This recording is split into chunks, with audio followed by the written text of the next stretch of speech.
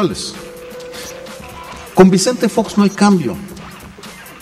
Es el 0%, se mantiene la misma, en promedio, 0%. Igual que con Felipe Calderón, ya no metí las cifras de Calderón porque sí iba a ser una tabla demasiado grande, y me interesaba aquí poner los años para que ustedes observen ese brinco. ¿Esto qué significa? Significa que un golpe mortal al presidencialismo. Por tanto, el poder político que tenía el presidente se ha transferido a los estados con un problema. Estos 717,000 millones de pesos, hay muy pocos controles sobre ese dinero federal. De hecho, la Auditoría Superior de la Federación estima que solo se puede auditar razonablemente bien el 50%. Eso significa que 357,000 millones de pesos están a disposición de los gobernadores. Primera conclusión: el poder benefició, la distribución del poder benefició a los gobernadores. Veamos ahora qué pasó dentro del gobierno federal, del Estado mexicano. Siguiente. Aquí es una gráfica muy elemental, porque en el análisis político las prioridades químicamente puras aparecen en el presupuesto. Olvídense del discurso. Ustedes vean cuántos recursos dedica las universidades a equidad de género y ahí ven qué prioridad tiene. O cuánto se dedica al Instituto de Transparencia y ahí sabemos si es prioridad para el gobierno del Estado de Puebla o no es prioridad. Observemos esta tabla, solo cubre los años de Fox, pero creo que es ilustrativo. Quien se fortalece es el judicial, seguido del legislativo, quien aumenta los presupuestos, lo cual es consecuente con lo que estamos viendo. Ahora vamos a ver otro ángulo de a quién se fue el poder: el México corporativo, los sindicatos. Porque se dio un fenómeno muy interesante. Cuando llega la alternancia, la pregunta era: ¿y qué se va a hacer con las corporaciones? Porque el México político era controlada por corporaciones. Y todo mundo, el organizado, estaba corporativizado. Los organismos empresariales eran controlados por el gobierno federal de diferentes maneras, salvo algunas excepciones. Y los sindicatos, los beneficios concretos de la alternancia, pues son gobernadores, poder judicial, legislativos, sindicatos, grandes sindicatos, por supuesto, carteles, oligopolios y monopolios. Esos son los principales beneficiarios. Y la pregunta es: ¿y por qué la sociedad no se ha beneficiado? Porque los partidos se perdieron en el camino de la transición. Y tiene que ver con la reforma de 1996. Veamos el monto del financiamiento a partidos políticos entre el 2000 y el 2006. Fíjense cómo ha brincado. En el 2000 eran 3,000 millones de pesos.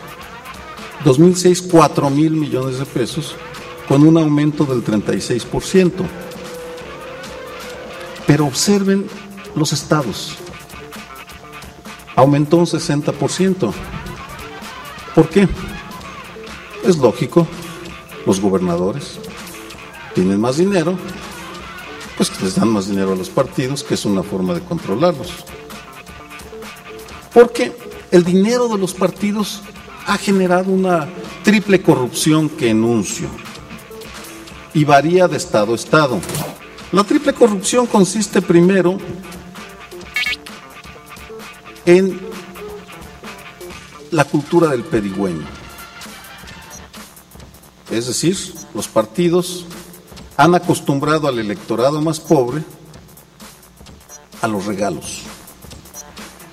Quien sea candidato sabe que tiene que regalar algo.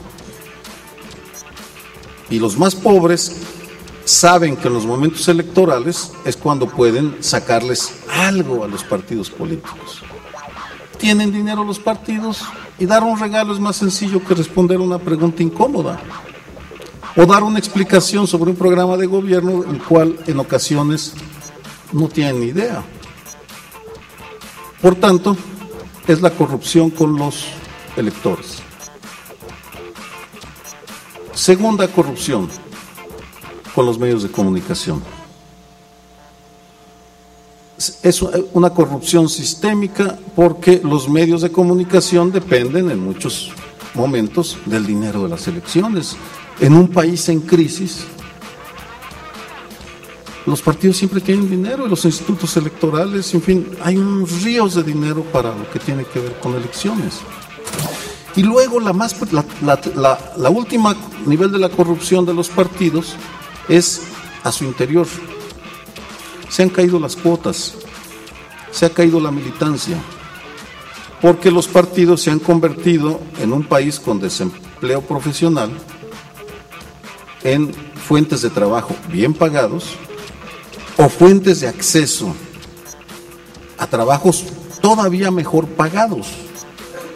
Porque si el presidente de un partido mediano en un estado como Puebla gana, debe andar por entre 30 y 50, 60 mil pesos al mes aproximadamente. No lo sabemos porque no son transparentes, no podemos tener toda la información.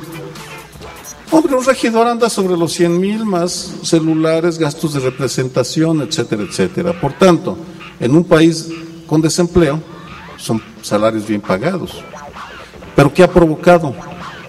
La creación, la ley de Pareto de las oligarquías. Se han cerrado los partidos porque les permite, sus burocracias son las que les permiten acceder a los cargos bien pagados. Es una cuestión de supervivencia individual, yo lo entiendo. Un colega que ganaba 20,000 pesos en la Universidad Autónoma del Estado de Morelos, que es un salario razonable, común en una universidad, más prestaciones, pero por ahí anda, se fue de regidor con 80,000 pesos al mes a Cuernavaca. ¿Cuándo va a querer regresar a las aulas? Pues se busca el trabajo de diputado federal o en fin, se la pasa brincando porque es... Y como además, y con esto cierro esta parte del análisis para pasar a las conclusiones, la transición mexicana, aquí hago una generalización. Cada movilización ciudadana, gran movilización ciudadana, ha llevado una reforma electoral. Las huelgas del 58-59, la reforma del 63.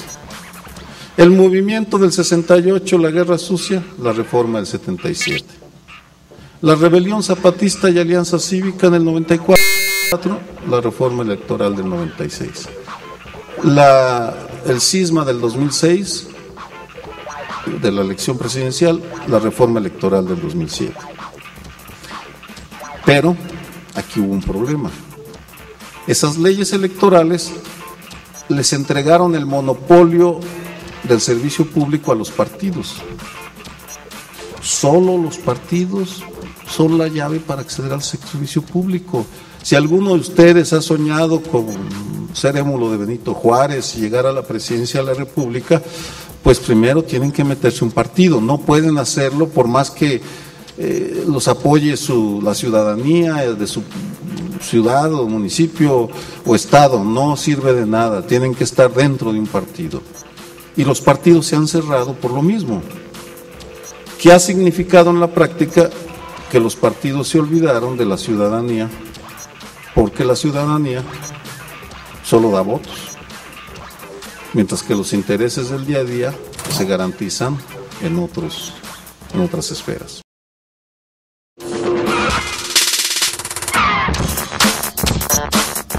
¿Qué podemos hacer? Primero, les acabo de demostrar que la información nos sirve para tener un buen diagnóstico de la realidad. Creo que puede haber discusión sobre algunas cifras, sobre algún hecho, pero en términos generales, yo veía las caras, creo que los de mi generación estuvieron de acuerdo en el marco general, porque lo vivieron, o porque lo hemos vivido. ¿Qué podemos hacer? Primero, entender